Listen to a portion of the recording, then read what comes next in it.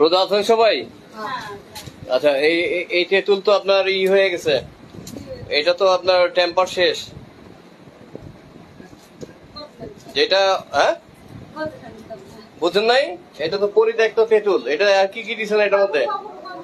না না, কিছু পারা দেবো না। কি কি দিচ্ছেন এটার মধ্যে?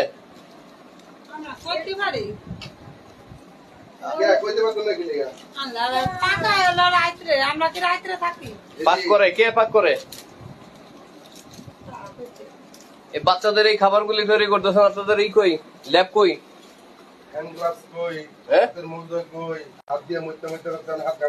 এটা কি রতনের আলু বোখারের আচার? এটা কি রতনের আলু বোখারা? আলু বোখারা খুইলা দেখান তো মানে, আলু বোখারা কই? আলু বোখারা দেখান।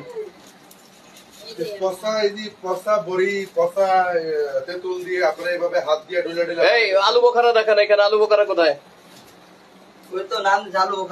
আলু বোখারা কোথায়?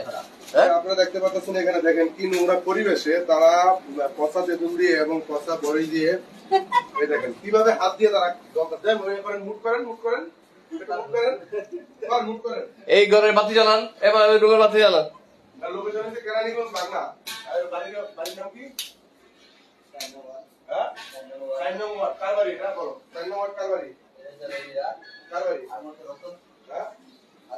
কি অস্বাস্থ্যকর নোংরা পরিবেশে এই শিশু খাদ্য তৈরি করা হচ্ছে ভাগনা সরকারি প্রাথমিক বিদ্যালয়ের সামনে রতনের কারখানায়।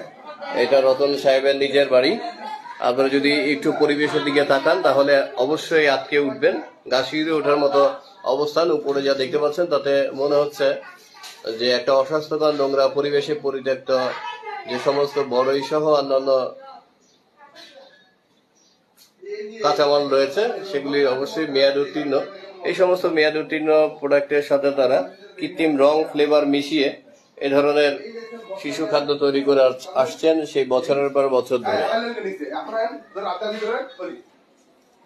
আচারটা যদি একটু খেয়াল করবেন আপনারা দেখবেন যে এটা আসলে বার্মিজ যে তেঁতুলগুলি রয়েছে পরিত্যক্ত, এগুলি শ্যামবাজার থেকে বস্তা ভরা অনেক এই তেঁতুল থেকে পানিও বের হয়ে গেছে। এটা আসলে টেম্পার ছেড়ে দিয়েছে। এটা তারা নিম্নমানের যে কোয়ালিটি রয়েছে এটা অল্প দামে তারা এনে কৃত্রিম রং ফ্লেভার মিশিয়ে এবং সাইট্রিক সহ অন্যান্য কেমিক্যাল রাসায়নিক দিয়ে তারা তৈরি করছে। এই ধরনের আলু বোখারা নামে সাধারণ মানুষের সাথে